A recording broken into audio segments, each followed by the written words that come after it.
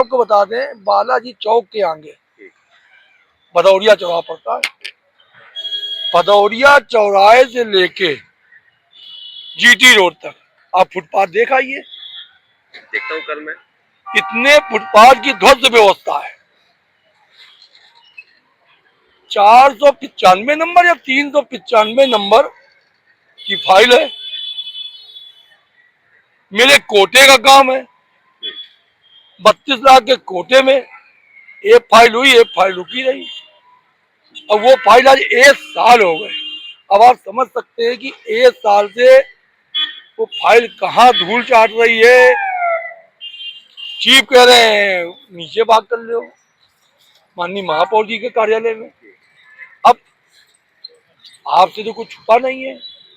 मैंने फिर कहा मेरी व्यक्ति से लड़ाई नहीं है, मेरी व्यवस्था से लड़ाई है और व्यवस्था से लड़ाई मेरा धर्म है। भारतीय जनता पार्टी ने भी मुझको सिंबल केवल इसलिए दिया था कि आप जाइए जनता की सेवा करिए और भारतीय जनता पार्टी के वोट को बढ़ाइए। और उसके लिए जनता को जब आप अपने आचरण से, अपने कार्यों से, अपने व्यवहारों से आप प्रभावित करेंगे तभी पार्टी का वोट बैंक बढ़ेगा और आपके प्रति विश्वास जगेगा।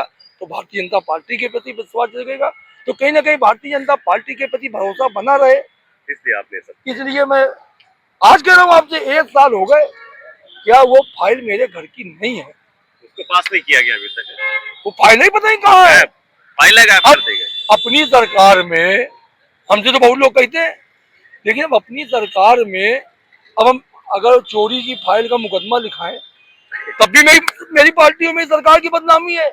तो बार बार जोश तो आता है, लेकिन क्योंकि मेरे रक्त में भारतीय जनता पार्टी का खून दौड़ रहा है, आगे 2027 का चुनाव आ रहा है, हमें भय और चीजों का नहीं है। मैं केवल इसलिए मर्यादा नहीं छोड़ रहा हूं और केवल मैं इसलिए कि आगामी 27 में के चुनाव में समाजवादी पार्टियों को या समाजवादी पार्टी के लोगों को भारतीय जनता पार्टी के खिलाफ ऐसा बोलने का कोई मौका ना मिले। FIR मेरी फाइल नहीं मिल रही, FIR निकालना मेरा नैतिक कर्तव्य है। मैं इस क्षेत्र का प्रधान सेवक हूँ, इस क्षेत्र का प्रतिनिधि हूँ। मेरी फाइल गायब हुई है, मैं थाने में अपनी गदन दूंगा। अगर फाइल नहीं है तो FIR लिखनी पड़ेगी। लेकिन कल को चुनाव आएगा, यही समाजवादी पार्टी के लोग कहेंगे कि भारतीय जनता पार्टी के पार्षद की फाइल ही जब गायब है, देखिए ये FIR है।